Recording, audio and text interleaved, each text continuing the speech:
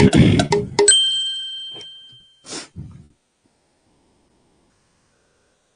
Started. हाँ जी, स्वागत है आपका सिरेमिक एकेडमी के प्लेटफॉर्म पर। तो आज का अपना डिस्कशन रहेगा कि अच्छे से रिवाइज कैसे किया जाए, क्योंकि आपको अगले कुछ महीने जो है वो रिवीजन पर काफी अपना टाइम जो वो देना है।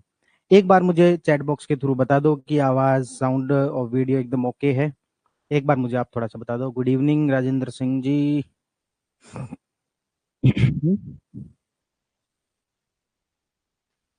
एक बार आप मुझे बता देंगे। Good evening. ठीक है, सौम्य कह रही है ओके, अंशु ओके। ठीक है, चलिए। तो अब जो मैं सीधे बात पे आता हूँ कि आज की जो हमारी क्लास है कि वो रिवाइज जो है, रिवीजन जो है वो अच्छे से कैसे किया जाए। क्योंकि नॉर्मली जो है हम पढ़ते तो बहुत है, लेकिन उतना कई बार आउटपुट नहीं आता। तो हम एक बार थोड़ा देख लेते हैं कि रिवीजन को किस तरीके से किया जाना चाहिए। देखो, मुझे हमेशा कई बार लगता है कि ये जो हम पढ़ाते हैं ना, ये जो भी पॉलिटी है, करंट है, सर्वे है, ये सब फैक्ट्स हैं एक्चुअल में। तो ये कोई साइंस तो है नहीं, फिजिक्स केमिस्ट्री बायो की तरह। तो ऐसा इसमें पढ़ाने जैसा कुछ खास होता नहीं है। यदि हम स्टूडेंट को पढ़ना सिखा देना, तो उसके बाद में उसको हमारी जरूरत ही नहीं है। तो यदि हम चीजों को अच्छे से रिवाइज करें, कैसे चीजों को मेमोरी में किस तरीके से रखा जा सकता है अच्छे से, ताकि वो चीज हमें लंबे समय तक याद रहे, वो सारी बेसिक बातें यदि हम सिखा दें, एक स्टूडेंट लाइफ के जो बेसिक्स हैं वो यदि सिखा दें, तो सही मायने में स्टूडेंट को हमारी जरूरत ही नहीं है। सेल्फ स्टडी ही अपने आप में सफिशिएंट है। हम किसी भी जगह से पढ़ते हैं ताकि हमारा टाइम बचे, ठीक है। लेकिन उस जो भी टाइम हमने बचाया है, तो क्या उसके बाद जो टाइम बचा है उसको हम इफेक्टिवली यूज कर रहे हैं कि नहीं कर रहे हैं, वो बहुत ज्यादा इंपॉर्टेंट है। तो हम किसी अलग क्लास के अंदर टाइम मैनेजमेंट पर, यानी कि माइंड मैनेजमेंट पर बात करेंगे। किसी के अंदर हम पॉजिटिव थिंकिंग पर बात करेंगे, किसी में हम अच्छी मेमोरी कैसे हो उसके ऊपर बात करेंगे। लेकिन आज हमारी जो क्लास है वो है रिवीजन पर, कि अच्छे से रिवीजन कैसे किया जाए। मैं इस क्लास को दो हिस्सों में तोड़ देता हूं कि हमें अल्टीमेटली जो वो चीजें, कॉन्सेप्ट समझ में आ गए, लेकिन चीजें याद होंगी तभी हम एग्जाम में परफॉर्म कर पाएंगे। अदरवाइज हमारे जितनी भी चीजें याद है उसका कोई फायदा नहीं निकलेगा यदि एग्जाम हॉल में हमें याद नहीं आता। तो इसलिए हम कह सकते हैं कि दो हिस्सों में बात की जा सकती है। आज उसमें से मैं सिर्फ एक हिस्सा ले रहा हूं और वो है रिवीजन। दूसरा हिस्सा होता है मेमोरी, कि हम चीजों को लंबे समय तक कैसे याद रख सकते हैं शुरुआत में, इनिशियल फेज में। और ये हम जो सेकंड फेज पे ले रहे हैं, यानी कि रिवीजन के टाइम पर बात कर रहे हैं। अभी हमारा जो रिवीजन का मेथड क्या है उससे शुरू करते हैं, उसमें हमारी क्या गलतियां रहती है, और फिर उसके बाद में हम देखते हैं कि नया मेथड क्या होना चाहिए। या फिर एक जो बेसिक है कि भाई पढ़ते समय में किन किन बातों का ध्यान रखना चाहिए, उसके बारे में अपन बात करेंगे। अभी हमारा जो मेथड होता है, हम एक्चुअल में क्या करते हैं, रिवाइज नहीं करते हैं, एक्चुअल में हम री रीड करते हैं। एक्चुअल में क्या करते हैं, री रीड, यानी कि चीजों को बस दोबारा पढ़ते हैं। एग्जाम्पल के तौर पर कि अपन ने जो है वो जून महीने का करंट अफेयर पढ़ा, तो हम जो वो जून महीने के करंट अफेयर को फिर से पढ़ लेते हैं बस। पॉलिटी पढ़ा, पॉलिटी के अंदर प्रेम्बल हमारा पहले से पढ़ा हुआ था, और प्रेम्बल का पेज निकाला, प्रेम्बल को पढ़ना शुरू किया कि हाँ ये प्रेम्बल है, इसके अंदर ये शब्द होते हैं, ये संविधान संशोधन, कॉन्स्टिट्यूशनल अमेंडमेंट हुए, और हमने पढ़ लिया। और हमें लगा कि ठीक है, रिवीजन हो गया। यही कहते हैं कि 2-3 बार रिवीजन होना चाहिए, हमारा एक रिवीजन तो हो गया, अब अगली बार देखेंगे सेकेंड रिवीजन। लेकिन इस पूरे मेथड के अंदर एक प्रॉब्लम है। प्रॉब्लम यह है कि क्या आपको एक्चुअल में पता लगा कि आपको याद हुआ है कि नहीं हुआ। क्या आपको यह पता लगा कि आपको इससे पहले कौन सी ऐसी चीज थी, कौन से ऐसे फैक्ट्स थे जो कि याद थे, और कौन से ऐसे थे जो कि याद नहीं थे। आपको जोर किसके ऊपर देना था, जो याद नहीं थे। जो याद है वो तो ठीक ही है ना। तो क्या ये सब चीजें हमें पता लगी इस मेथड से, नहीं पता लगी। इसके अलावा एक और प्रॉब्लम आती है, वो है इस री रीड वाले मेथड से हमारा फोकस नहीं रहता, हमारा जो अटेंशन है वो नहीं रहता। कैसे नहीं रहता, नॉर्मली हमने ये सबने ऑब्जर्व किया है कि हम पढ़ रहे हैं प्रियम्बल, पहली लाइन पढ़नी शुरू की, दूसरी लाइन पढ़नी शुरू की, तीसरी लाइन तक पहुंचे, चौथी लाइन तक पहुंचे, और अचानक से, क्योंकि हमारा ह्यूमन माइंड है जिसको मंकी माइंड कहते हैं, मंकी माइंड मतलब माइंड इधर उधर उछल कूद करता रहता है, अचानक से हमारे दिमाग में कुछ नए थॉट्स आ गए। हमारी अंगुली जो आगे बढ़ती जा रही है, हमारी नजरें आगे बढ़ती जा रही है, लेकिन हमारा माइंड एक्चुअल में वहां पर है ही नहीं। ऐसा होता है, सबके साथ ही होता है। और फिर फाइनली जब एक दो पेज निकल जाते हैं और अपन उठ जाते हैं, ठीक है रिवीजन हो गया, एक्चुअल में आपका माइंड वहां पर था ही नहीं, एक्चुअल में आपका रिवीजन हुआ ही नहीं। तो फिर ये सारी जो प्रॉब्लम्स है ये कैसे सॉल्व होंगी, इसको लेकर हम कुछ प्रैक्टिकल टिप्स पर यहां पर बात करेंगे। प्रैक्टिकल टिप्स में देखें तो एक मेथड है जिसको अपन रिवर्स रिवीजन या फिर एक्टिव रिवीजन कहते हैं, या फिर इसको कह देते हैं रिवर्स रिवीजन। क्या कह देते हैं, या तो एक्टिव रिवीजन कह देते हैं या फिर इसको रिवर्स रिवीजन कह देते हैं। इसका मतलब क्या हुआ, देखो इसका मतलब यह है कि जैसे मान लो कि मैंने पढ़ना है प्रियम्बल, तो सबसे पहले मैं अपने दिमाग के अंदर लेके आऊं कि मुझे प्रियम्बल में क्या क्या याद है। मैंने लास्ट टाइम जो मान लेते हैं प्रियम्बल 6 महीने पहले पढ़ा था, अब मैं पहले अपने दिमाग में सोचूं कॉपी बंद करके कि मुझे प्रियम्बल के अंदर क्या क्या याद है। उससे क्या होगा, उससे होगा ये कि आपको कुछ फैक्ट्स ऐसे मिलेंगे जो कि आपको याद नहीं रहे होंगे, जो कि आप भूल चुके हैं। और जब आप इसके बाद इसको रीरीड करना शुरू करोगे, आपका दिमाग ऑटोमेटिकली इन फैक्ट्स की तरफ जाएगा। मान लेते हैं कि मैं भूल गया, सारी बातें मैंने मन ही मन दोहरा ली, लेकिन मैं भूल गया कि वो जो बेरूबाड़ी केस था उसमें क्या था और केशवानंद भारती केस के अंदर क्या था। कौन से के अंदर तो प्रेमबल को संविधान का भाग बताया था, कौन से में नहीं बताया था। ये तो मुझे याद आ रहा है, कोई एक केस ऐसा था जिसमें भाग बताया था, कोई एक ऐसा था जिसमें नहीं बताया, लेकिन मुझे एग्जैक्टली याद नहीं आ रहा। अब मैं जब इस नोट्स को दोबारा पढ़ रहा हूँ तो मुझे ये जो फैक्ट्स है इसकी तरफ दिमाग ऑटोमेटिकली लेके जाएगा, इसकी तरफ फोकस करवाएगा। इसका एक एग्जांपल मैं आपको ये बता सकता हूं कि जब भी हमसे कोई गलती होती है उसकी तरफ दिमाग ज्यादा अट्रैक्ट होता है, वो हमें ज्यादा याद रहती है। फॉर एग्जाम्पल आपने लास्ट आरएस प्री दिया, 2 साल हो गए होंगे या फिर 1 साल, लास्ट ईयर जो वो आरएस प्री हुआ, जिसने भी आरएस प्री दिया था, मैं आपको कहता हूं कि मन ही मन आप 5 क्वेश्चन सोचो जो पेपर में आए थे। मन ही मन सोच के देख लो, लास्ट ईयर जो प्री हुआ था उसके मन ही मन 5 क्वेश्चन सोच के देख लेना कि कौन से आए थे। 30 सेकंड का टाइम आपको दे देते, सोच के देखो।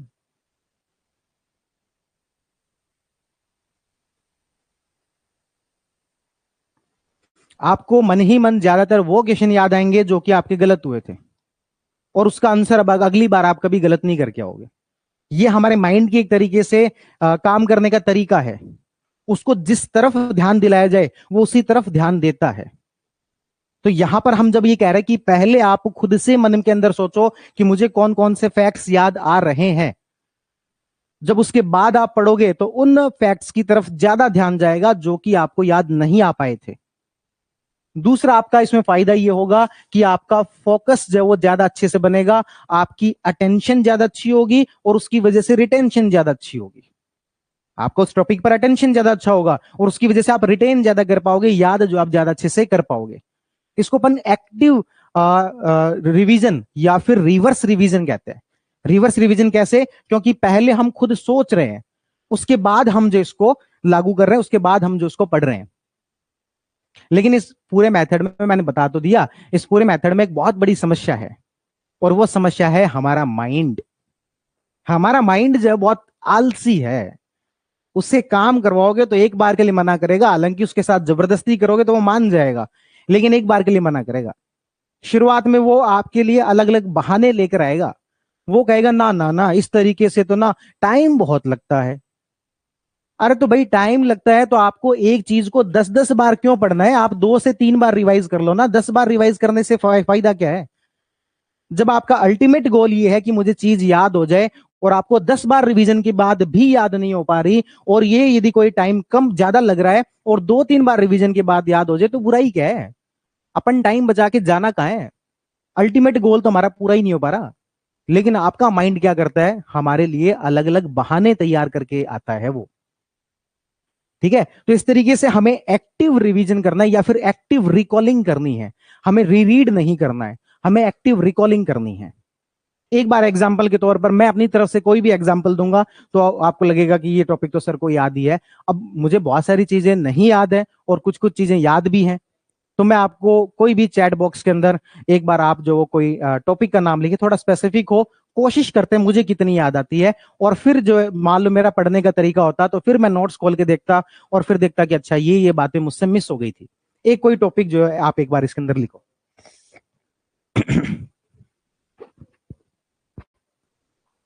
एक बार कोई ऐसा टॉपिक लिखो जिसके ऊपर अपन थोड़ा हिस्ट्री का कोई ले लो, चलो हिस्ट्री का कोई एक जो ओके आप जो ले सकते हो। देखो राजस्थान का मत लेना क्योंकि राजस्थान मुझे आता ही नहीं है, बात ही खत्म है। राजस्थान के अंदर मुझे कुछ नहीं आता, आप हिस्ट्री का कोई टॉपिक जो यहां पर ले लो, ठीक है। जैसे इन्होंने लिया है कि 1857 की क्रांति, ठीक है। तो 1857 की क्रांति लिया है, तो मेरे माइंड में सबसे पहले एक मैपिंग होनी चाहिए कि 1857 की क्रांति में क्या क्या चीजें मैंने पढ़ी थी। तो मुझे ध्यान में आना चाहिए सबसे पहले मैंने कुछ ऐसे फैक्ट्स पढ़े थे कि इसकी शुरुआत कहां से हुई थी, बैरकपुर छावनी से हुई थी, है मंगल पांडे को फांसी जो हुई थी, और अप्रैल के अंदर कुछ कुछ हुआ था, अप्रैल 1857 के अंदर, फिर शायद 9 मई को कुछ हुआ था, उसके एक दोस्त ने जो उसके अंदर सहायता की थी। तो ये सारी चीजें मुझे पहले तो ये ध्यान में आ रहा है कि मैपिंग ध्यान में आ रही है कि इस पूरे नोट्स के अंदर क्या क्या था।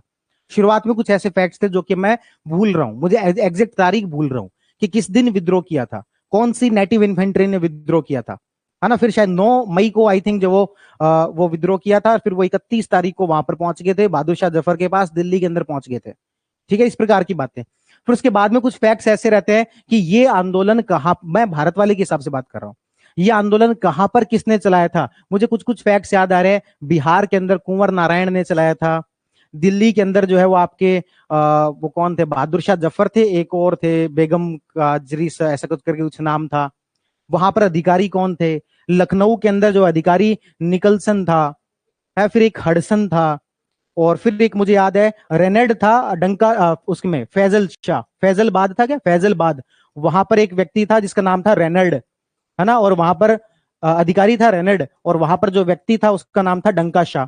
इसलिए मुझे याद आ रहा है क्योंकि मैंने जब याद किया था तो मुझे ऐसे याद आ रहा है कि फैजल कब तुम बदला लोगे, तो फिर ये कहा था कि मतलब दौड़ा दौड़ा के पीटेंगे, इस तरीके से था रेनल्ड, मतलब कि दौड़ा दौड़ा के। फिर मुझे याद आ रहा है कि इलाहाबाद के अंदर कोई एक अधिकारी था जिसका नाम था कर्नल नील, क्या नाम था, कर्नल नील। ये मुझे याद इसलिए आ रहा है कि देखो यहाँ पर भी लय है, यहाँ पर भी लय है, यहाँ पर भी लय है, इलाहाबाद वाला याद आ गया। फिर मुझे याद आ रहा है कि तांटिया टोपे थे, फिर मुझे याद आ रहा है कि झांसी के अंदर रानी लक्ष्मीबाई थी, और उसके सामने जो अधिकारी था वो हीरोज था, ठीक है। उसके बाद एक जो यहां पर टॉपिक निकलता है 1857 की क्रांति के अंदर, किसने क्या कहा था, क्योंकि एक व्यक्ति था जिसने कहा था कि ये धर्मांध युद्ध था, यानी कि दो धर्मों के बीच एक तरीके से युद्ध था। एक व्यक्ति ये कहा था जिसने की कहा था ये राष्ट्रीय संग्राम था, नेशनल एक तरीके से रिवोल्ट था, अपने इंडिया वाले दो वो लेखक थे, है ना, जिनकी किताबें हैं, रमेश नहीं उनका नाम मुझे ध्यान नहीं आ रहा, तो उन्होंने जो वो कहा था कि नेशनल रिवोल्ट है, ठीक है। तो यहां पर अपन ने 4-5 डिजरेली जो थे ब्रिटेन वाले प्रधानमंत्री, उनका यहां पर एक स्टेटमेंट था कि ये इस प्रकार की कोई क्रांति, सैनिक क्रांति ही थी ये, ठीक है। तो यानी कि कहने का मतलब ये है कि यहां पर मुझे ये फैक्ट्स याद आ रहे हैं, और फिर मुझे 1857 की क्रांति के मैंने कारण पढ़े थे, कारण को मैंने यहां पर डिवाइड किया था सामाजिक, आर्थिक और जो उस समय के राजनीतिक कारण थे, ठीक है। तो इस तरीके से मुझे पॉइंट्स याद आ रहे हैं, और कुछ कुछ पॉइंट मैं भूल रहा हूं, और अब मैं इस नोट्स को उठाऊंगा और फिर मैं देखूंगा कि इन फैक्ट्स में से मैं कौन कौन से भूल गया। इसमें मुझे बिहार वाला याद आ गया, ये याद आ गया, ये याद आ गया, लेकिन ये यहां पर दो मुझे रह गए कि भाई अवध के अंदर कौन था मैं भूल गया, उसके अंदर अधिकारी कौन था वह मैं भूल गया। अब मैं जब इस नोट्स को पढ़ूंगा तो मेरा दिमाग उसी की तरफ ज्यादा जाएगा, और इसमें जो चीजें मुझे याद आई हैं इसके अंदर भी मैं थोड़ा सा खुद का एनालिसिस करूं, तो ऐसे जो चीजें मैंने जोड़ी थी, इलाहाबाद, कर्नल नील, वो मुझे याद आ गया, रेनेड वाला, डंका शाह मुझे याद आ गया। तो जो जो चीजें मैंने ऐसे किसी तरीके से उसको याद करने के बारे में सोचा था कि कोई ट्रिक बना लेते हैं, वो चीजें मुझे ज्यादा अच्छे से याद आ गई, मनिष्ठ की जो है आपके नॉर्मल जो फैक्ट हैं उनके। तो ये हमारा जो मेथड है इसको अपन क्या बोलते हैं, एक्टिव रिकॉलिंग जो वो कहते हैं, ठीक है। या फिर हम कहें एक्टिव रिवीजन जो हम यहां पर कहते हैं, या फिर रिवर्स रिवीजन कह देते हैं, क्यों, क्योंकि पहले हम कुछ माइंड में लेके चल रहे हैं, उसके बाद उन सब चीजों को जो पढ़ रहे हैं, ठीक है। तो एक तो आपको इस बात का ध्यान रखना है कि इस तरीके से चीजों का क्या किया जाए, एक्टिव रिकॉलिंग की जाए। इसमें मैं आपको नुकसान बता देता हूं क्या है, नुकसान यह है कि आपका माइंड जो है ना इस चीज के लिए बार बार मना करेगा, क्योंकि आपका माइंड जो है एक तरीके से कंफर्ट जोन में रहना चाहता है, और हमें जो है चीजों में सफलता तभी मिलेगी जब हम अपने कंफर्ट जोन से बाहर आएंगे। हमारा कंफर्ट जोन कहता है कि आराम से लेटे लेटे पढ़ लेते हैं, क्या ही दिक्कत है, और हमारा जो कंफर्ट जोन है वो कहता है आज इतना पढ़ लिया खूब है, लेकिन कंफर्ट जोन से बाहर आना पड़ेगा। माइंड कह रहा है कि इस तरीके से रिवीजन नहीं करना, मुझे खुद को बड़ा जोर आ रहा है, यानी कि माइंड को बड़ा जोर आ रहा है, लेकिन हमें उसकी बात नहीं सुननी। और आपने अपने माइंड को एक बार ट्रेंड कर लिया तो एक तरीके से वो बहुत अच्छा चैट जीपीटी है, उसको आप जैसे ट्रेंड करोगे वो उसी तरीके से काम करना शुरू कर देगा। तो एक्टिव रिकॉलिंग मेथड को जो हम इसके अंदर अपनाएंगे। सेकंड जो मेरा मेथड रहता था, जैसे मान लो मैंने आज फर्स्ट टाइम कोई चीज पढ़ी है ना, फॉर एग्जांपल मैंने जो पीएम जनमन योजना पढ़ी, ठीक है, तो पीएम जनमन योजना को पहले मैंने थोड़ा सा लॉजिक के साथ में, लाइफ साइकिल के साथ में चीजों को अरेंज कर लिया कि हाँ ये पीवीटीजी जो है उनके लिए है, राजस्थान में सिर्फ 12 है, 12 के अंदर सहरिया जो ट्राइब है सिर्फ वही है, पीवीटीजी होता क्या है, डेबर कमीशन क्या है, हाँ उसकी क्राइटेरिया क्या है, 75 पीवीटीजी है, 18 स्टेट के अंदर है, एक यूटी के अंदर है, ऐसे मैंने मन के अंदर रिकॉल कर लिया, ठीक है। और मुझे लगता है ये 2-3 फैक्ट्स जो है ऐसे हैं जो कि मुझे याद नहीं हो रहे हैं, जो मैंने एक बार जो एक्टिव रिकॉलिंग की है उसमें मुझे याद नहीं हो रहे हैं, तो मैं इसको क्या करता था कि एक पेज पर लिख लिए, शॉर्ट नोट्स टाइप जो लिख लिए, शॉर्ट नोट्स ऐसे कोई हमेशा हमेशा के लिए नहीं, आज के लिए मैंने इसको लिख लिया, और जब लाइब्रेरी से घर आ रहे हैं तब उन नोट्स को देखते हुए आ रहे हैं और मन में रिवाइज करते हुए आ रहे हैं। वॉकिंग वाला जो टाइम है अपना, है ना, हम बहुत बार ये ऐसे शिकायतें करते हैं कि हमारे पास में ना उतना टाइम नहीं है, तो टाइम के लिए एक कॉन्सेप्ट आता है जिसको मल्टीटास्किंग कहते हैं। मल्टीटास्किंग का मतलब कि हम कुछ और कर रहे हैं, उस दौरान भी आप अपना जो मेन आपका जो काम है उसको करते रहो। कुछ लोग जो इसको बुरा भी मानते हैं, अलग अलग जो प्रकार के मनोवैज्ञानिक हैं वो उनको गलत मानते हैं। कुछ लोगों का कहना है डीप फोकस, डीप फोकस का मतलब आप जो कर रहे हैं आप उसी समय में वही करें, आप ब्रश कर रहे हैं तो उस समय में पूरी तरीके से ब्रश ही करें, इसको कहते हैं डीप फोकस, या फिर एक तरीके से मेडिटेशन का एक प्रकार हो, माइंडफुलनेस, माइंडफुलनेस या फिर डीप फोकस, कि जो कर रहे हैं उस समय में वही करें। लेकिन स्टूडेंट लाइफ के अंदर मल्टीटास्किंग हमें होना जरूरी है। ब्रश यदि हम कर रहे हैं तो उस समय में हम मन में हमारे कुछ ख्याल चलते रहते हैं कि आज के पूरे दिन को किस तरीके से हमें अरेंज करना है, हमें किस तरीके से जो भी आज फैक्ट्स पढ़े हैं वो हमें याद हो रहे हैं या फिर नहीं हो रहे हैं। जब हम लाइब्रेरी से आ रहे हैं उस समय में हमें जो आज पढ़ के आए हैं अभी अभी लाइब्रेरी के अंदर उन सब चीजों को रिकॉल करते रहें। और हम जब माइंड मैनेजमेंट की बात करेंगे तब एक समस्या आती है हमारे सामने कि हम जो वो इस रील कल्चर से प्रभावित हो गए हैं। हमें जैसे ही टाइम मिलता है हम जो वो रील देखने लग जाते हैं, हम मोबाइल चलाने लग जाते हैं। आपको एक बात बताएं, ये जितना भी मोबाइल की आपका एडिक्शन है, आपको इसके लिए कोई दूसरा काम नहीं करना, एक ही काम है, आप अपने आप को बिजी कर लो। मैं जब जब फ्री होता हूं मैं खुद खूब मोबाइल चलाता हूं, लेकिन मुझे नहीं याद आता कि मैंने पिछले 1 महीने में काम के अलावा कोई भी मोबाइल भी चलाया हो। आज मैं थोड़ा सा फ्री जो फील कर रहा था तो अभी मैंने वो ललन टॉपर हनी सिंह वाला इंटरव्यू देख के आया हूं, बाकी मुझे याद नहीं आता पिछले 1 हफ्ते में मैंने कोई ऐसी यूट्यूब वीडियो जो मेरे पूरे सिलेबस से यानी कि टीचिंग वाले उससे रिलेटेड नहीं है, ऐसी कोई यूट्यूब वीडियो भी नहीं देखी होगी। कोई ऐसी मूवी पिछले 1 महीने के अंदर नहीं देखी। मुझे ट्विटर का बड़ा शौक रहता है, ट्विटर मैं चलाता रहता हूँ, वो मैंने नहीं चला के देखा, लिटरली ट्विटर मैंने ओपन नहीं किया, रील कोई जो नहीं देखी। क्यों? क्योंकि मैं बिजी हो गया। जब भी मुझे फ्री टाइम मिलता है तो मैं ऐसा जो अपन ये सब चीजें करते हैं।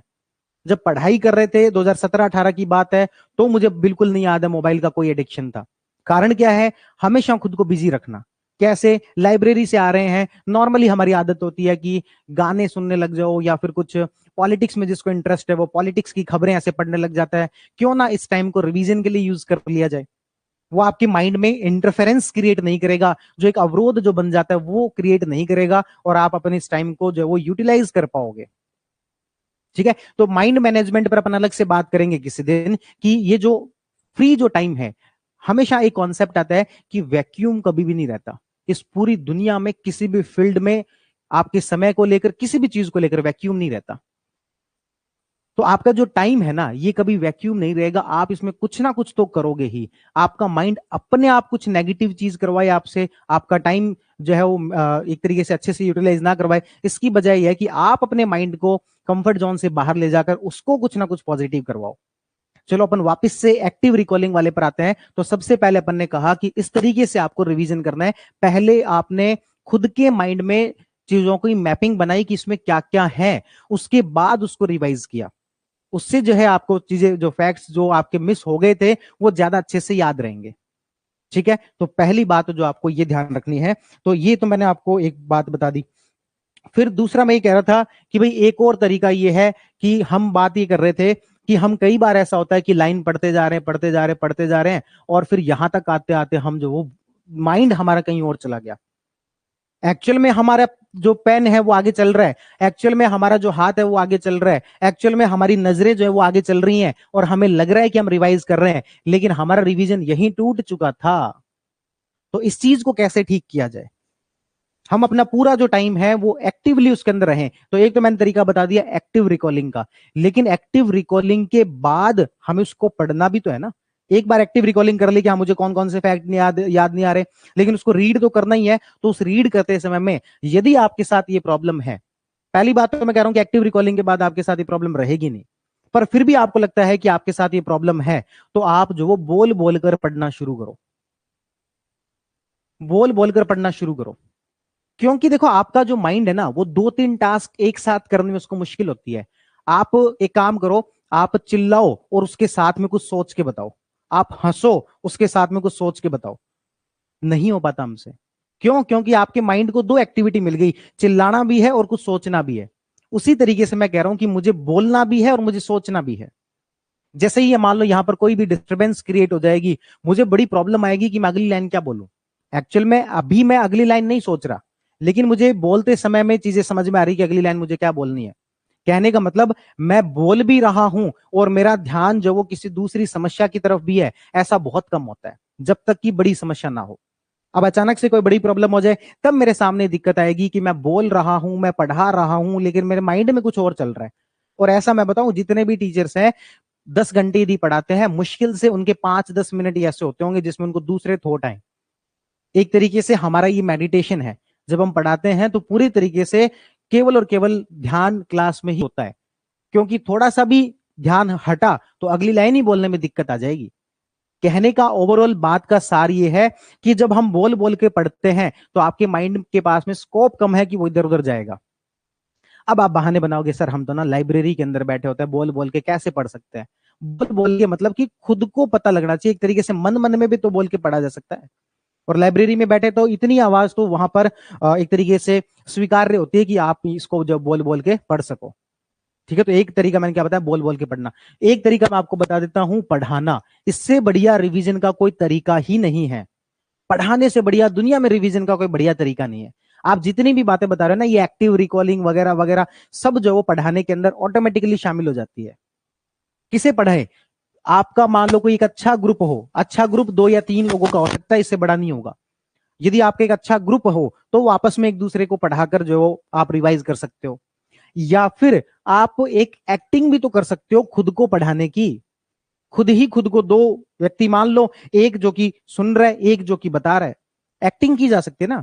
तो खुद को एक्टिंग करके खुद को पढ़ाने का अच्छा तो हो कि आप किसी दूसरे को पढ़ाओ, आपका कोई जूनियर है उसको पढ़ाओ।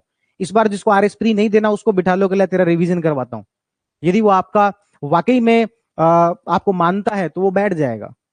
मेरा रिवीजन करने का यही तरीका रहता है कि मैं तो किसी को बिठा लेता हूं। ऐसे सब्जेक्ट्स जो कि मैं कोचिंग में नहीं पढ़ाता, वो भी मैं जो पढ़ाते रहता हूं, उससे मुझे क्या रिवीजन करने में जोर नहीं आता। और वही मैं अकेले बैठ के पढ़ूं, मेरी प्रोडक्टिविटी नहीं आती। और ये सारी चीजें जो मैं कह रहा हूं वो मैं उतने अच्छे से इंप्लीमेंट ही नहीं कर पाता। तो मेरा सबसे बढ़िया क्या तरीका रहता है, पढ़ाने का तरीका। खुद ही खुद को पढ़ा लो या फिर किसी दूसरे को पढ़ा लो, लेकिन पढ़ाना, उससे आपकी ये सारी चीजें ऑटोमेटिकली अलाइन हो जाएंगी। ठीक है, तो एक हमने कहा